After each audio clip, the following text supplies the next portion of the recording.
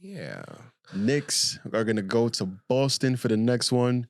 Face off against the Celtics one more time. November 13th at 7:30 p.m. on a Monday. And I feel like we extensively talked about Boston in the past, so we don't got to go too much, but they're sitting at second place right now in the East, right behind Philadelphia, who surprised me so far this year. I did not expect them to start off the season at the top of the I'll try to tell you. top of the East, but yeah, they're sitting at second place. Their record is 6-2. The Knicks will get their chance to extend this winning streak and get revenge after losing Game 1 at the Garden. So I'm predicting that the Knicks will get another win against the Boston Celtics. What do you think? Knicks lost to the Celtics the first time. It's a close game, though. And it took an outstanding Porzingis for them to get that win. I am torn because the Celtics could have shot better, and that's predominantly their strength is shooting. But the Knicks played them very well while two of their three best players weren't playing well. Exactly. And if you want to say three of their four best players, you could say that also.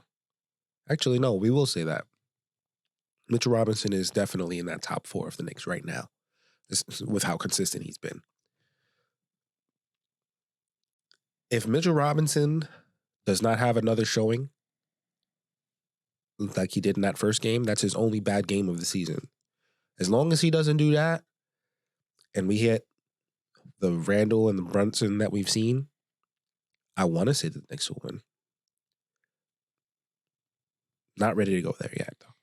Yeah. I'm ready to call. I want to see more against good teams. So I'm going to call this a loss for the Knicks. I don't know if I'm going that far. Because of everything you just said about Boston is why I feel like the Knicks have a better chance to win, because what are the chances we're going to get a 5 for 22 and 6 for 21 night from Jalen Brunson? Emmanuel quickly seems to have Boston's number every time he faces off against them. He had 24 points the last matchup, tied with R.J. Barrett, who had 24. If we get another R.J. Barrett game alongside a decent Julius Randle game and a better Brunson game, this game shouldn't even really look like the last game at all. It should look like more in the Knicks' favor, in my opinion. The only thing on the other side was Jaylen Brown didn't have a great night. Here's the one note, the key note that you didn't bring up. What's that? This is the second half of a back-to-back. For who? Oh, for us? For the Knicks, yes. Knicks play Charlotte on Sunday. They play Boston on Monday. Charlotte going to be a blowout. It is, well, I'm hoping it's a blowout, which is why it's a torn decision for me. Because if it's a blowout, yeah, I can see the Knicks beating the Boston Celtics. But the Knicks are playing the Hornets at 12. Then they're going to be heading to Boston. Yeah, it's a little bit more time because it's a new game, but still back-to-back game. If they struggle with Charlotte more than we expect, we got players playing 35 minutes, 38 minutes. Then they got to go to Boston, play against that team. It's just a lot for me to say that the Knicks are going to win a back-to-back, especially with how I think the rest of the week is going to go. Anything else you want to say about Boston?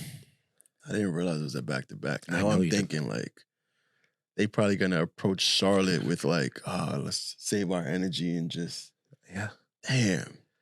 Yeah. So maybe it won't be a blowout. Maybe they I don't want to say it, but if they lose to Charlotte, they're going to show up for Boston and have all their focus on that game, I feel like. You already called a win, so let's move on to the Atlanta Hawks. It still stands. Streak continues. The Knicks are going to be 2 games over 500 when they go into Atlanta, so you take it from here. Should have been paying attention to the schedule, sir. I was like, why did I say that? Oh, yeah, because it's a back-to-back. Knicks